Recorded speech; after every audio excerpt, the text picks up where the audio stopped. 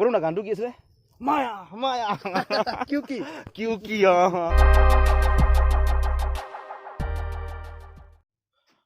নমস্কাৰ ফ্ৰেণ্ডছ, স্বাগতম জনাইছোঁ আকৌ এবাৰ। আহিছোঁ যেতিয়া আঁতৰলৈ ঘৰৰ পৰা, তেতিয়াহ'লে আপোনালোকক জেগাখিনি নেদেখাকৈ কেনেকুৱা হ'ব। একচুৱেলি মই আহিছোঁ আজি মোৰ দাদা এজন লগ ধৰিবলৈ, মানে তেখেতসকলৰ ঘৰত আহিছোঁ।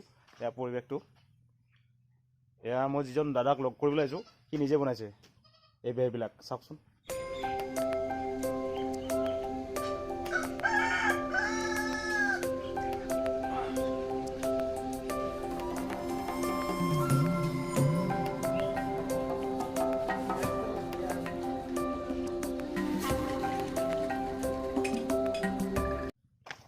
সুন্দৰ কালাৰেৰে বনাইছে। ইয়াৰ আশে পাশে পৰিৱেশবিলাক আকৌ ধুনীয়া, আপোনালোকক দেখাম লাহে লাহে। এইখিনি জেগাত একচুৱেলি বিভিন্ন জাতি জনজাতিৰ মানুহ আছে সাঙুৰ খাই। ডিমাচা, আদিবাসী, কাৰ্বি, মিজো, মানে গোটেইখিনি ইয়াতে মিক্স হৈ আছে এই জেগাখিনিত। গতিকে বিভিন্ন জাতি জনজাতিৰ মানুহ সাঙুৰ খাই আছে কাৰণেতো আমাৰ অসমখন ৰঙীন। আচলতে গৌতম দা আৰু মই চিনাকি হৈছিলোঁ 2014-তে। সি 2018-ত ট্ৰেন্সফাৰ লৈ আহিলে ইয়ালৈ বালিজুৰিলৈ, মানে তাৰ ঘৰৰ কাষতে। আৰু মই তাৰপিছত তাতে থাকিলোঁ 4 বছৰ। এতিয়া 2019-ত মই আহিবলৈ সুবিধা পালোঁ। চ' ইয়াত আহি একবাৰ লগ পাবলৈ আকৌ সুযোগ এটা পালোঁ গৌতম দাক, সেইকাৰণে ঘৰলৈ নিমন্ত্ৰণ দি পঠাইছে। চ' আহি আজি লগ পাম, ভাল লাগি আছে। যিমান হ'লে আৰু পুৰণা বন্ধু আকৌ লগ পালেতো ভাল লাগেই। দাদা দেচোন, মোতকৈ ছিনিয়ৰ হয়, তথাপি একে ষ্টাফৰে আছিলোঁ যেতিয়া। মেইন তোমাৰ নামটো কি? নাম তোমাৰ নাংমেন কপিল হা নামলিন। এয়া পৰিচয় কৰিছোঁ মই। ইয়াত টাইটেল লিখে গৌতম টিমুং, গতিকে গম পাইছেই টিমুং লিখে যেতিয়া। এতিয়া আমাক খাবলৈ দিছে এয়া গৌতম দাৰ নিমন্ত্ৰণ। বহুদিন মোৰ লগ পালোঁ, ভাল লাগিছে। বহি গ'লোঁ গৌতম দাই হাতেৰে বনোৱা কাৰ্বি থালি এসাজৰ সোৱাদ ল'বলৈ।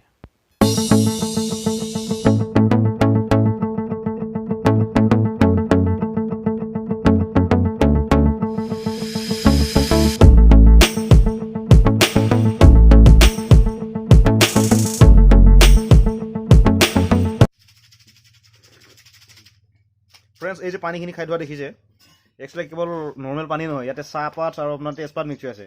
এই এলেকাৰ মানুহখিনি সাধাৰণতে এনেকৈ পানী খায়, মানে তেজপাত আৰু আপোনাৰ চাহপাতৰ ফ্লেভাৰটো থাকেই। জানো দেহৰ কাৰণে ভাল, তেতিয়াহ'লে ময়ো খাইছোঁ আৰু।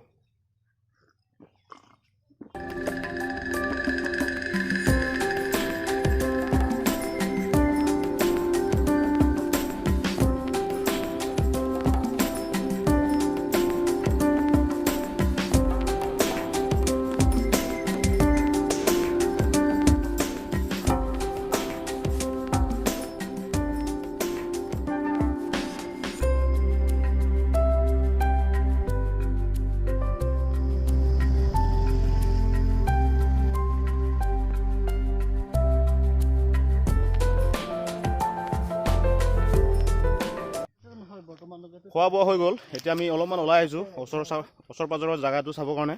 আচলতে এয়া দেখিব যে পাইছে এয়া গৌতম দাৰে বাগান হয়। আগত কৈ থাকিছিলে বাগানবিলাকৰ কথা, কিন্তু আজি দেখিবলৈ সক্ষম হৈছোঁ। বহুত এৰিয়াৰ চাহ বাগান আছে। এয়া বৰ্তমান দেখি আছে তামোল গছৰ মাজে মাজে চাহ বাগান। এয়া আমাৰ গৌতম দাৰে হয়।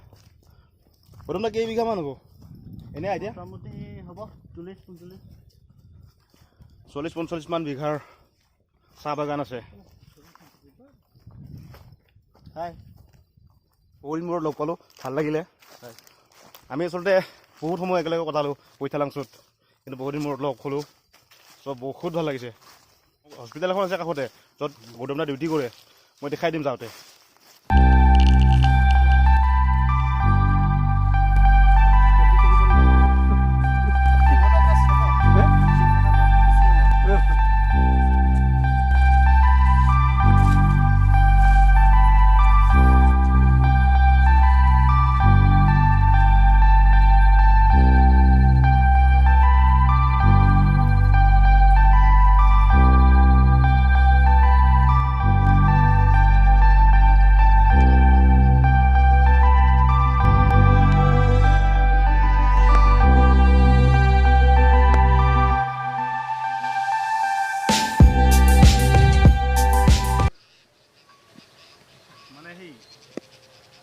কাৰণে এনে মানে খাবৰ কাৰণে ইমানটোৱে যায় এই দীঘলীত দুপাত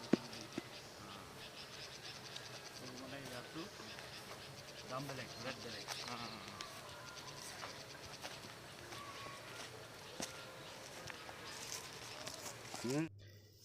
এই আৰু গোটেই গৌতমদাৰ বাগান 45 বিঘামানৰ বাগান হ'ব গোটেইটো আপোনাক চাৰিও পৰিৱেশ দেখালোঁ বাৰু না গানটো কি আছিলে মায়া মায়া কি মানে আগত বহুত জমালোঁ আমি একেলগে বহুত আৰু মানে আল্টিমেট আগত মানে ঘৰতকৈ মই তাতেই বেছি ভাল লাগিছে বেয়া বস্তু মনটো বৰ বেয়া বস্তু দেই আৰুতো জানেই যাযাবৰী জীৱন আজি ইয়াত কালি তাত তেতিয়াহ'লে ইফালে বেলিত ডুবু মোৰ কেমেৰা একচুৱেলি কভাৰ নহ'লে বঢ়িয়া পৰিৱেশ এটা আছিলে দেখাব পাৰিলে ভাল লাগিলে হয় গতিকে আপোনালোকৰ যদি আশীৰ্বাদ থাকে আপোনালোকে যদি কৃপা কৰে তেতিয়াহ'লে মই মোৰ চেনেলটো আপগ্ৰেড কৰিবলৈ চেষ্টা কৰি থাকিম তেতিয়াহে দেখিব পাব তেতিয়া দূৰৰ চিনাৰিবিলাক এতিয়া নাপায় আৰু চ' গধূলি হ'ব আৰু তেতিয়াহ'লে মোৰ ভিডিঅ'টো আজি ইয়াতে সামৰণি কৰিম তেতিয়াহ'লে ভিডিঅ'টো যদি ভাল লাগিলে তেতিয়াহ'লে লাইক কৰিব শ্বেয়াৰ কৰিব আৰু ছাবস্ক্ৰাইব কৰিবলৈ নাপাহৰিব তেতিয়া মোৰ ভিডিঅ'বিলাকৰ আপডেট পাই থাকিব চ' থেংক ইউ এইখনেই হ'ল বালিজুৰি মডেল হস্পিটেল মই যে দেখাম বুলি কৈছিলোঁ গধূলি হ'ল গতিকে চাৰিওফালে কেৱল আন্ধাৰ